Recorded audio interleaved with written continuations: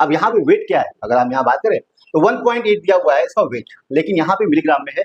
लेकिन वाटर की बात करें तो वाटर का जो मोलर मास होता है कितना होता है, 18 ग्राम पर मोल होता है। तो ये ग्राम में आपको लाना पड़ेगा जो गिवन मास है। तो यहाँ पे अगर आप देखें तो 18 1.8 10⁻³ से अगर आप मल्टीप्लाई करेंगे तो मिलीग्राम जो कि ग्राम में चेंज हो जाएगा। देन यहाँ पे इसके मोलर मास से मल्टीप्लाई डिवाइड करेंगे तो यहाँ पे आप देखेंगे तो आपको आएगा 10⁻⁴।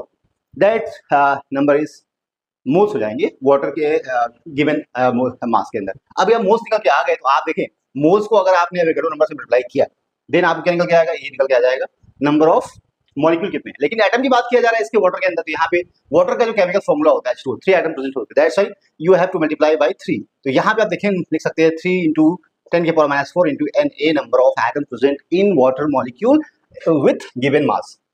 बात समझ आ रही? तो आप यहाँ पे जो ए का है कहाँ है, यहाँ पे ए का 3 हो जाएगा। क्या हो जाएगा, ए का आपको 3 हो जाएगा। अब बी की बात कर रहे हैं हम, बी में तो 9.8 मिलीग्राम सल्फ्यूरिक एसिड मिलीग्राम में है, तो 9.8 को मल्टीप्लाई करेंगे किससे, मल्टीप्लाई करेंगे इससे, आप मल्टीप्लाई करेंगे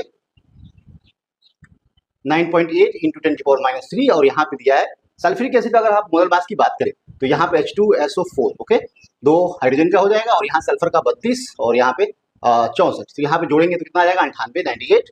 अब इसको जब सॉल्व करेंगे तो यहाँ पे आपको 10⁻⁴ आएगा।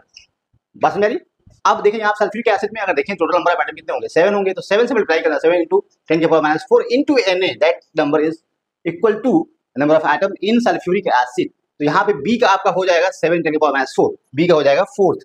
बात समझे बेटा? आप अगर सी के केस में देखें, सी में दिया 1.8 मिलीग्राम ऑफ कार्बन। अब कार्बन की बात करें तो कार्बन का मोलर मास कितना होता है, 12 होता है। कार्बन का 12 ग्राम पर मोल होता है।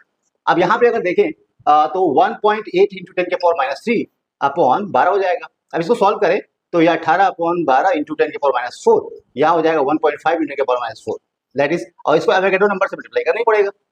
और यहाँ पे कार्बन है सिर्फ, तो कार्बन एक ही है, तो इसमें आप बोल सकते हैं कि इक्वल टू 1.5 × 10⁻⁴ Na यहाँ पे दिया हुआ है। ठीक है, तो आप बोल सकते हो सी का कितना हो जाएगा, सी का हो जाएगा सेकेंड हो जाएगा।